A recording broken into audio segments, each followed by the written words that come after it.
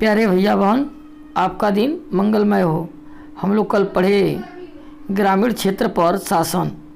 आज उसी का दूसरा वीडियो है, भू राजस्व प्रणाली के प्रभाव। भू राजस्व यानी कर वसूल करने की जो प्रणाली थी वह बहुत ही कष्टकारक थी। किसानों के लिए किसी भी प्रकार से यह सहानुभूति देने वाली नहीं थी। इससे किसानों की दशा बहुत दयनीय हो गई थी। अस्थाई बंदोबस्त ने किसानों का ऐसा वर्ग उत्पन्न कर दिया जिससे किसानों को बर्बाद कर दिया। जमींदारों ने भूमि के विकास में कोई रुचि नहीं दिखाई, दूर जा कर के बस गए और अपने खेतों से अनुपस्थित हो गए। गरीब किसानों के परिश्रम से होने वाले जो आय थे उसी से मौज मस्ती करते थे। किसानों के द्वारा जो अदा किया जाने वाला कर था, लगान था, वह निश्चित भी नहीं था। जमींदार के इच्छा के ऊपर निर्भर करता था, जब चाहे जितना चाहे वसूल कर लेता था। किसान को अपनी ज़मीन से बेदखल करने का अधिकार था, जब चाहता था किसान को बेदखल कर देता था। इससे किसानों में असुरक्षा की भावना थी। किसान को हमेशा ज़मीन से बेदखल होने का डर बना रहता था। इससे बचने के लिए किसान जो है महाजन से उधार लेकर, पैसा धान लेकर, और ज़मींदार के दमन से बचने के लिए किसान महाजन के चंगुल में फंस जाता था। अब देखिए, इसी प्रकार से आपको कृषि का वाणिज्यीकरण और एक तौर पर कहिए तो भारत की जितनी भी खनिज संपत्ति थी सभी को अंग्रेज अफसरों ने ढो करके इंग्लैंड भेज दिया। भारत से इंग्लैंड पहुंचा दिया। जो इस बॉक्स में लिखा हुआ है आप इसे पढ़ेंगे। अब है कृषि का वाणिज्यीकरण। अंग्रेज ने देश में प्रचलित जो भू राजस्व प्रणाली थी में परिवर्तन कर दिया। उन्होंने उत्पादन की प्रकृति, उत्पादित की जाने वाली वस्तुओं में भी भारी परिवर्तन किया। गांव में किसान के द्वारा जो उपज की जाती थी उसका उद्देश्य था गांव के लोगों के भोजन की आवश्यकता को पूरा करना। अंग्रेज अब बाजार की आवश्यकताओं की पूर्ति के लिए उत्पादन करवाना चाहते थे। ऐसी वस्तु उत्पादन करवाना चाहते थे जो बाज़ारों में बेची जा सके। उत्पादन का उद्देश्य वस्तुओं को बाज़ार में बेचना बन गया। किसानों ने कुछ विशेष फसलें बोना प्रारंभ किया। कृषि के वाणिज्यीकरण के नाम से इसे जाना गया। औद्योगिकरण के परिणाम स्वरूप इंग्लैंड में कच्चे माल की ज़रूरत बढ़ गई, जिससे अंग्रेज़ों ने भारत में आर्थिक नीतियों का उद्देश्य पूरा करने के लिए, इंग्लैंड के उद्योगों की आवश्यकताओं की पूर्ति करने के लिए भारत से कच्चे सामग्रियों के रूप में वस्तुओं को ले जाया करते थे।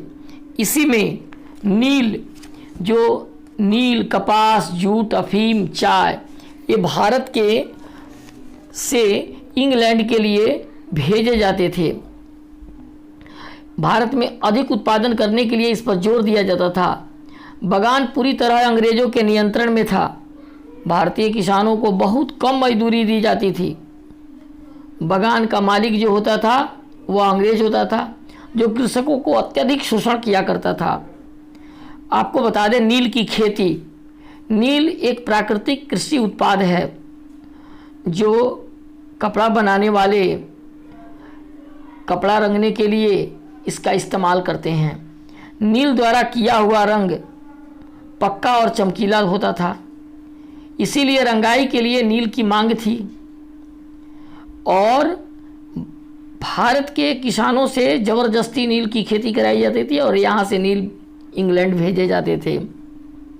ब्रिटेन में नील की मांग को बढ़ते देख करके विश्व के अन्य भागों में उसका उत्पादन दिनों दिन घटता चला गया, जिसके कारण ब्रिटेन के कपड़ा रंगने वालों को नील की भारी मात्रा में आवश्यकता थी।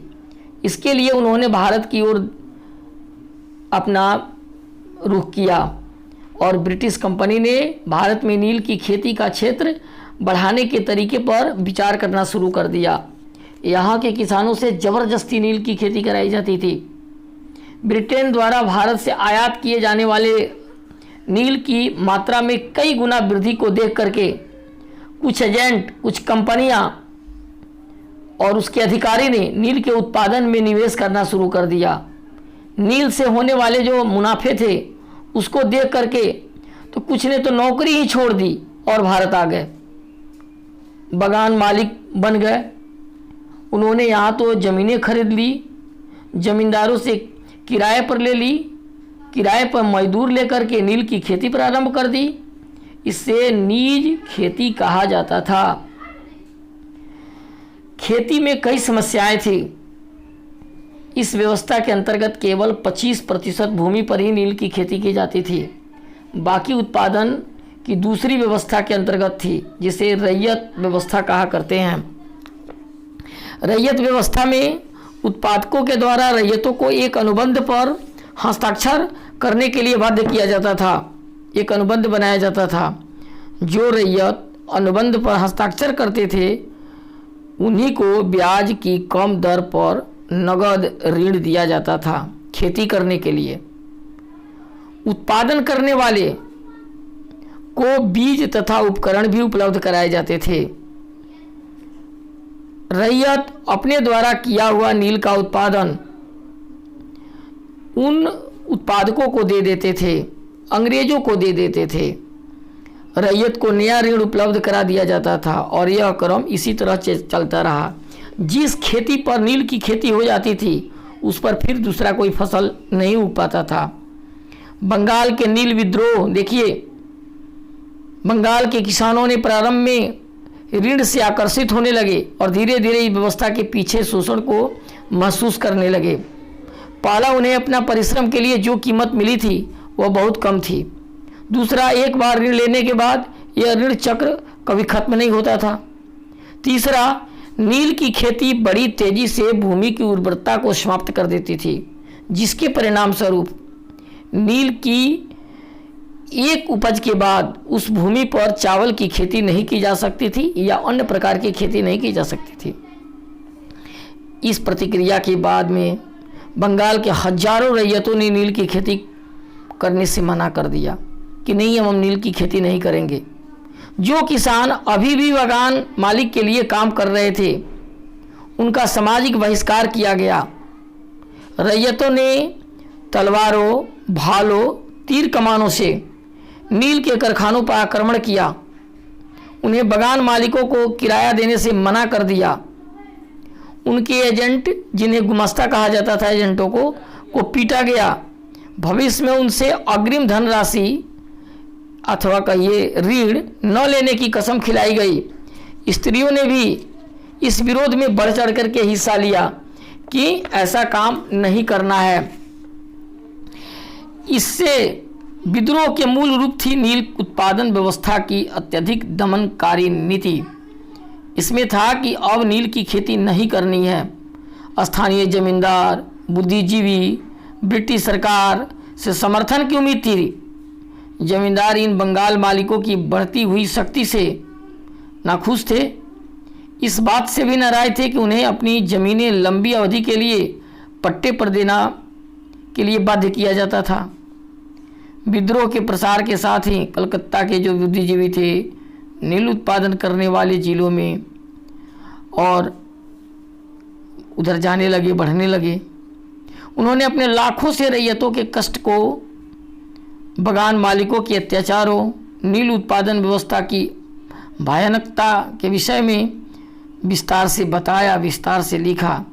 एक बंगाली लेखक दीनबंधु मित्र ने नील दर्पण नामक एक नाटक में नील की खेती के करने वाले किसानों की दयनीय दशा का वर्णन किया है और वह पढ़ने पर बड़ी ही मर्मस्पर्शी वर्णन है। उसमें बागान मालिकों के अत्याचार का विस्तार से वर्णन किया गया कि बागान मालिक किस तरह से अत्याचार किया करते हैं किसानों पर। अंग्रेजी सरकार नील किसानों के आंदोलन से चिंतित हो गई और 1857 के आंदोलन के बाद उसे ऐसे किसी बड़े आंदोलन की आशंका सताने लगी थी कि अब कहीं बड़ा आंदोलन नहीं हो जाए। इसके बाद नील आयोग का गठन किया गया। विद्रोह की आशंका और बंगाल के बुद्धिजीवी वर्ग के द्वारा किसानों के पक्ष में चलाए गए मजबूत आंदोलन से चिंतित होकर अंग्रेजी सरकार ने 1869 ईस्वी में नील आयोग की नियुक्ति की। इस आयोग ने सारी स्थिति की जानकारी ली और इसी के आधार पर उन मालिकों को दोषी ठहराया गया जिन्होंने अपनी सत्ता का अत्यधिक दुरुपयोग किया था। आयोग ने उनके द्वारा किसानों पर किए गए अत्याचार, कठोर रवैये को भी आलोचना की। रैयतों को उनके पुराने अनुबंध के पूरा हो जाने पर दोबारा अनुबंध करने से भी मुक्त कर दिया गया कि अब वो दोबारा अनुबंध नहीं करना है। इस प्रकार से अगर हम देखते हैं तो बंगाल में नील उत्पादन ठप पड़ गया। उत्पादकों ने बिहार को नील की खेती का केंद्र बनाया। दक्षिण अफ्रीका से लौट करके महात्मा गांधी ने नील की खेती करने वाले किसानों की दयनीय स्थिति को देखने के लिए सबसे पहले 1916 ईस्वी में इस चंपारण की धरती पर आए। उनकी यह यात्रा नील बागान मालिकों के विरुद्ध में चंपारण आंदोलन की शुरुआत से हुई और यहाँ आकर के यहाँ के नीलहे अंग्रेजों के विरोध में उन्होंने चंपारण आंदोलन किया और आंदोलन करके किसानों को इसमें जीत दिलाई। इस प्रकार का यह चैप्टर समाप्त हो गया। आज के लिए इतना ही। धन्यवाद।